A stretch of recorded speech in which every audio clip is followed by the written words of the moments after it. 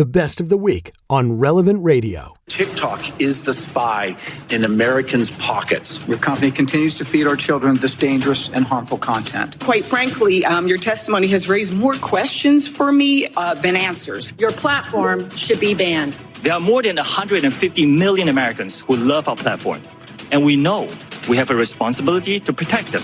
Yeah, TikTok's not happy with a bill in Congress that would ban it in this country. I actually think it's a great idea. TikTok claims that it's going to, that it would harm small businesses. It'd be a violation of First Amendment if that's the case. And the bill would outlaw apps made by adversary countries unless the app severed ties with that country.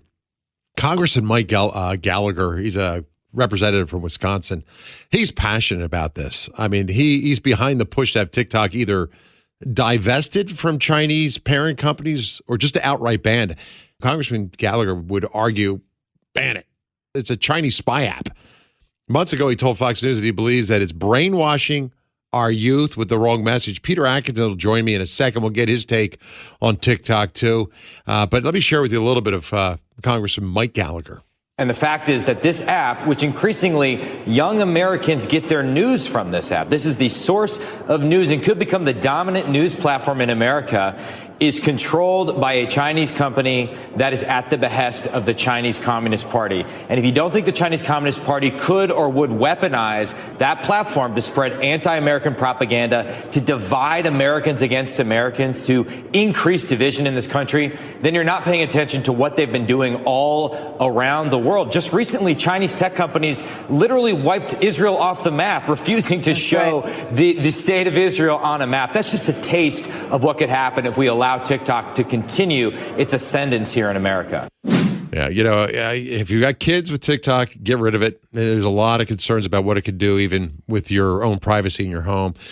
My struggle with it is I see ads on television or the internet, where there's nuns using it, right? And I understand that. They're going out, they're trying to evangelize where young women are. And I could see a really positive application for it. But then again, I think TikTok is somehow buying ad time showing this. So people think, oh, TikTok's a really good thing. I'm in studio today with Peter Atkinson. He directs the Merry Beggars here at Relevant Radio. He's our Hollywood go-to expert and all things when it comes to social media. And it's good to have him here with us. Peter, great to have you back in. Good afternoon. Great to be on, Drew. What do you make of TikTok? You heard Congressman Gallagher there.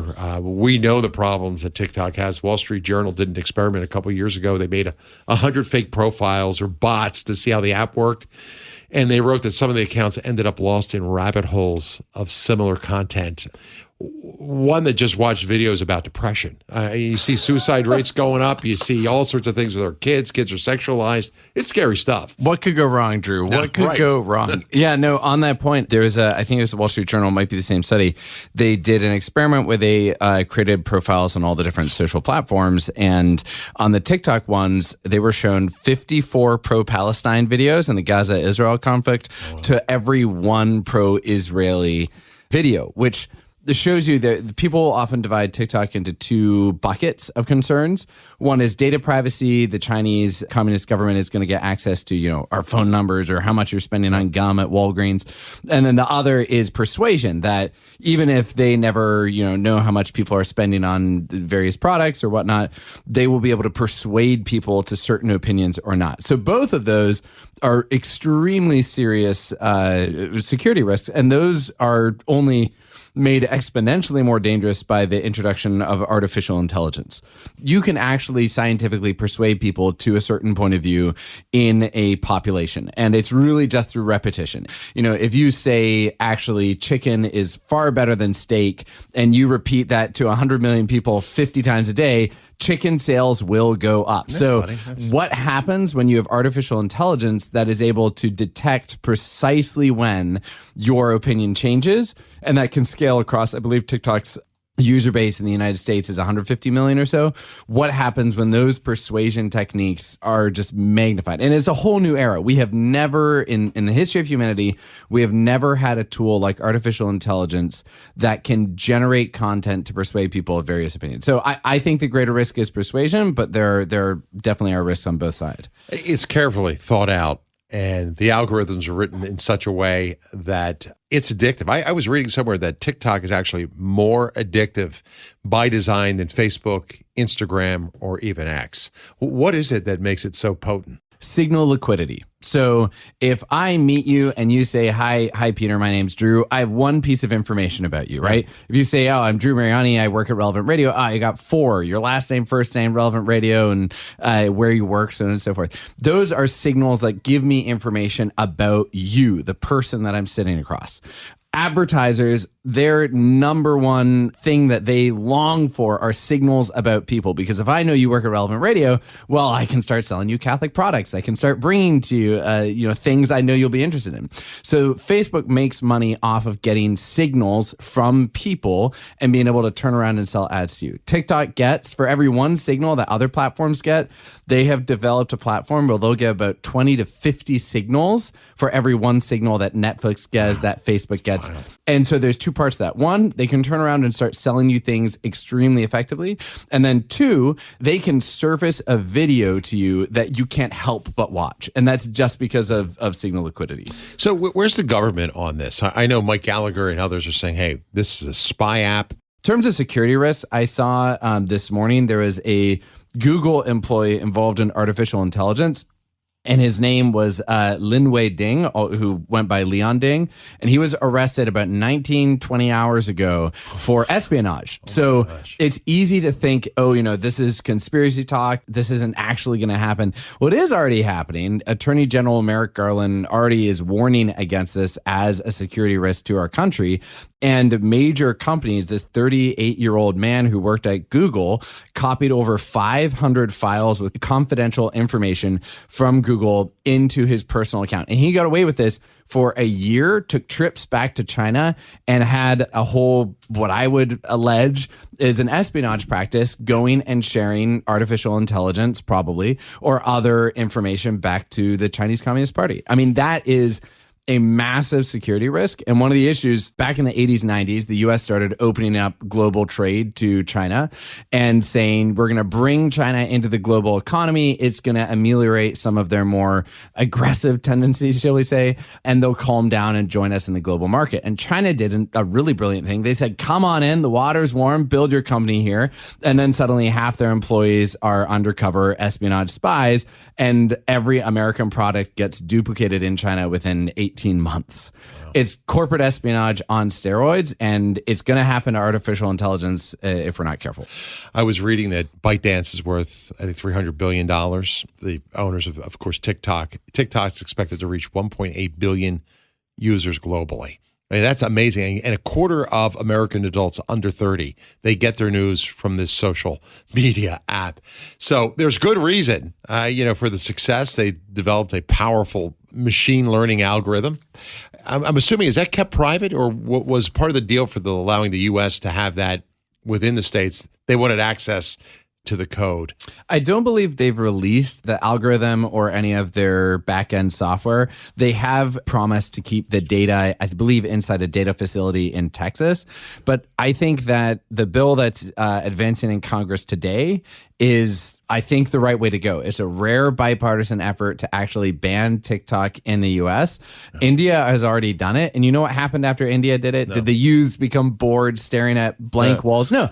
1,000 TikTok clones started emerging. TikTok's making this argument that it's going to suppress the free speech of 150 million people's data and freedom and whatnot. And that's, of course, false. As soon as we ban TikTok, there's going to be 3 other TikTok clones that emerge, and suddenly people will be able to express themselves freely without the persuasion of the CCP.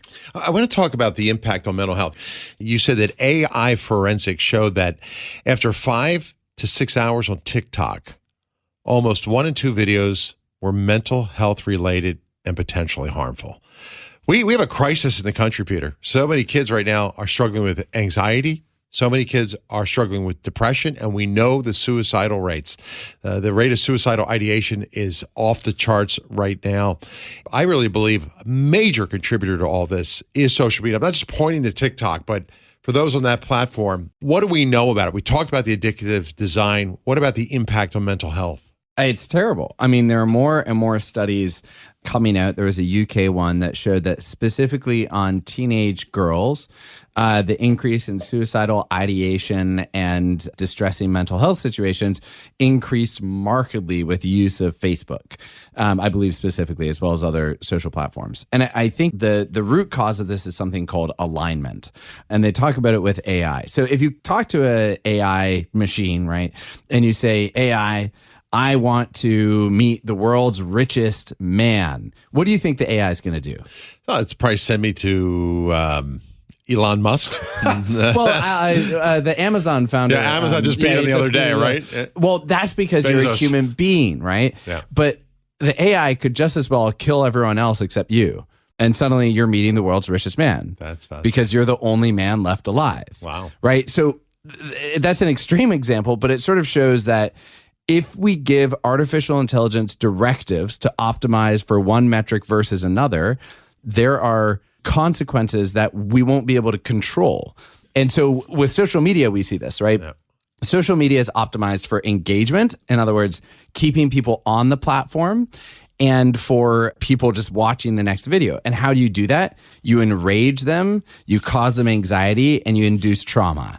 And you do that again and again and again because we can't look away from a car wreck. So all the conversations around social media and mental health, they are not going to be changed until there's either a perp walk, someone is either made to suffer the consequences, given a several million or $billion fine, or we get rid of, Section 230, where platforms are protected from the consequences of the content on that platform. And then you might, they have all the tools and the money to solve this. Yeah. They just have no incentives to do it. That's really interesting. We had a person who just sent us a message asking you this question. For years, Russian and Chinese nationals have gone to Harvard, Stanford, and other universities that have taken whatever technology back to China. Universities infiltrated is a bigger concern. What do you think about that?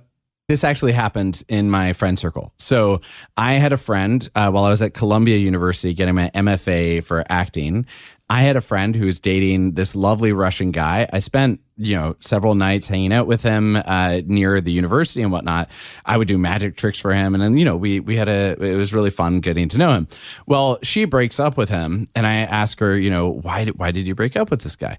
Well, it turns out he would take these flights back to Russia every few months. And he was a brilliant mathematician at Columbia University. Wow. He would take these flights back to Russia. And she would ask him, why are you flying back to Russia? And he would never explain. He said, I can't explain. This is this country thing, so on and so forth. And eventually, at a certain point, she said, well, if you're not going to tell me what is going on, I'm going to have to break up to you. So that was the first time in my life where I realized that part of my friend group was Russian espionage spies. They were spies. But also, if you go to any of these Ivy Leagues, the majority, well, at least what I seemed to be a majority or at least plurality of students were either from China or other countries. And the reason is the universities accept them because they will pay full price because the government of China or Russia will subsidize their tuition. So rather than prioritizing American students, they will prioritize foreign-born students because they can get more money for them.